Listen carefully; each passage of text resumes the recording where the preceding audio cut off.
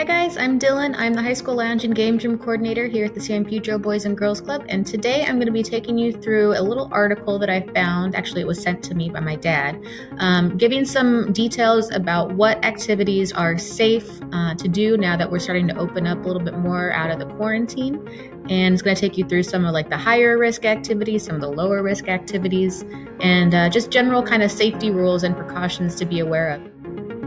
So here is the article I found, and it was my dad who sent it to me. It's on NPR, and the title is From Camping to Dining Out. Here's how experts rate the risks of 14 summer activities. So you can find this article in the web address up here, and then it'll take us through kind of an introduction and what they are talking about. And we're going to go to our first activity. A BYOB backyard gathering with one other household, a low to medium risk. So the biggest thing you want to think about when you're going to other people's houses is not having like a community sort of food or drink situation. You want to make sure you bring all of your own stuff or use gloves or only use like single-use utensils and cups and things like that. So basically, if you're going to go and spend time with other people in like, an outdoor setting, that's totally fine, but just make sure you're safe and that you're using your own things and washing your hands a lot if you can. Next, eating indoors at a restaurant. Now, not a lot of restaurants are opening just yet. I think today, Friday, when I'm recording this on May 29th, is the first day that we've actually been told that things can start to open, like restaurants, for eating inside again. But it's still going to be a medium to high risk. So when you do end up going to a restaurant, again, stay socially distanced, wash your hands, try to use single-use items. Like sometimes, they put hot sauce on a table if you're out to breakfast or lunch, and a lot of people use that hot sauce. Well, now make sure that you're only getting like single-use hot sauce packets, or you bring your own hot sauce with you, which is, I know, what sometimes people do. Next one. Attending a religious service indoors is very high risk. So if you go to church, this is going to be something that you need to be very careful about. Make sure you're wearing gloves, you're washing your hands, you're not, I'm sure you're going to want to shake people's hands and hug and, just be like, as a community inside a church and see all your friends and family. And I know it's going to be really tough to do all that, but just make sure you're staying safe and practicing social distance. Next one, spending the day at a popular beach or pool. This is a low risk. So this is good news because I know all of us here in Southern California really like our water sports. So if you do go to the beach, you're probably going to be fine. Just stay, again, socially distanced and make sure you're washing your hands before and after. But the good thing is you can go to a pool and you can go to the beach and you can do what you want at those different places as long as you're staying safe, which is kind of the general rule of thumb with any of these things. Just be smart about it, So, next one, outdoor wedding or other kind of celebration with more than 10 guests. So, I know it's the end of the year, a lot of graduations happening, probably a lot of graduation parties want to be happening. If you do decide to go to those, again, be smart, be safe, bring all of your own stuff, wash your hands, stay 6 feet apart from people.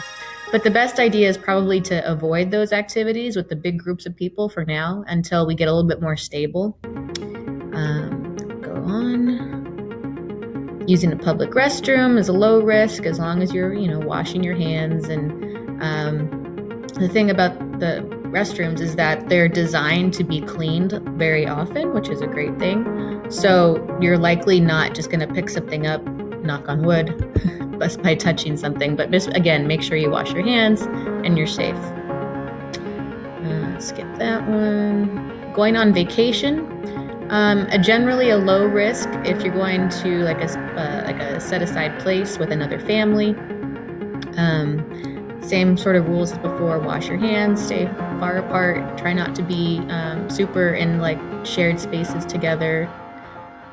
Staying in a hotel is a low risk because everyone's going to be cleaning those super often nowadays.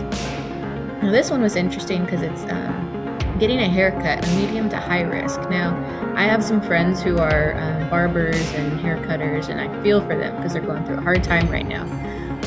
But unfortunately, it is still sort of a medium to high risk when you're getting your haircut, just because you're in such close proximity to the other person. So you want to make sure you're wearing a mask and that, again, you're washing your hands, they're washing their hands before they use their tools on you. And again, just making sure that you're staying safe and smart. But if you have any reason to wait to get a haircut, I probably would. I'm going to wait as long as I can before my hair drives me crazy.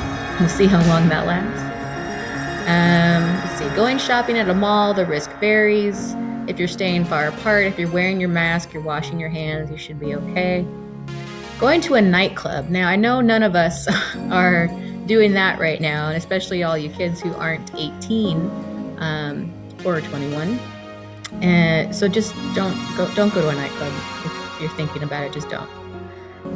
Camping, generally a low risk. This is a great idea for an activity this summer. It gets warm outside. You can be out until 8 or 9 at night when it's still light out. It's gorgeous. And camping is one of my favorite things to do. So if you go out camping, again, make sure you're socially distanced, you're bringing your own stuff, you're washing your hands. These are just like universal safety rules nowadays. Exercising outdoors is a low risk. I run a lot when I'm outside. I don't wear a mask when I run, but I'd also stay away from people. So find like a more isolated area if you're going to be going out and doing any kind of exercise outside, or wear a mask and bring your hand sanitizer and whatever you need to make sure that you're staying safe. And so I basically just want to say, like, be smart. You guys are all very smart people. You know how to stay safe, how to stay healthy.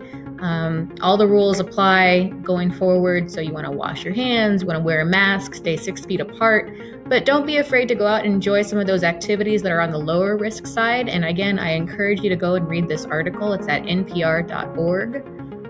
You can find all kinds of information out there about stuff like this, but this is a really good one I thought was very credible and gives you some good ideas for things that you can do while still staying safe and healthy.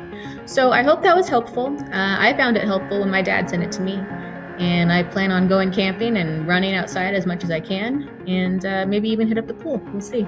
All right, guys, thanks for watching, and I hope you tune in next time. Bye.